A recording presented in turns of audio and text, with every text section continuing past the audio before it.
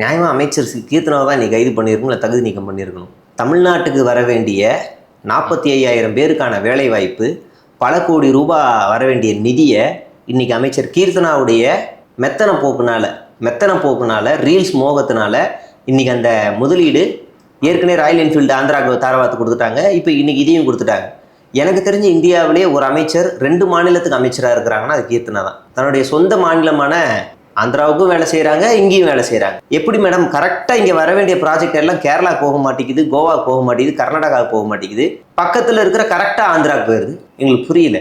அப்போ இவங்க மீது நடவடிக்கை எடுக்கணுமா எடுக்கக்கூடாதா? இது ஒரு சாதாரண ஒரு 30 செகண்ட் ஆடியோ பிடிஆருக்கு வந்து அந்த குதிச்சிங்கள. இன்னைக்கு இவ்வளோ பெரிய ப்ராஜெக்ட் கண்டினியூஸாக 2 ப்ராஜெக்ட் கைமாறி போயிருக்கு. இதனால தமிழ்நாட்டினுடைய இளைஞர்களுடைய 45,000 பேருடைய வேலை வாய்ப்பு இன்னைக்கு பறி போயிருக்கு. அப்போ இதுக்கெல்லாம் யார் மாற்று வழி சொல்லுவா? யார் மாற்று வழி? என்ன ரீல்ஸ் எடுத்துக்கோங்க, பொழைச்சிக்கோங்க, மானிட்டைஸ் ஆயிருன்னு சொல்லுவீங்களா? எனக்கு புரியல. இப்போ இவங்கள விடுங்க. ஒரு 2 நாள் முன்னாடி ஒரு கம்ப்ளைண்ட் ஆகுது. திமுக காரங்களாம் போய் கம்ப்ளைண்ட் கொடுக்குறாங்க. கலைஞர் கருணாநிதி விஜய் காலில் விழுகிற மாதிரி ஒரு ஏஐ ஃபோட்டோ. அந்த பொறுக்கியை கைது பண்ணீங்களா இல்லையா?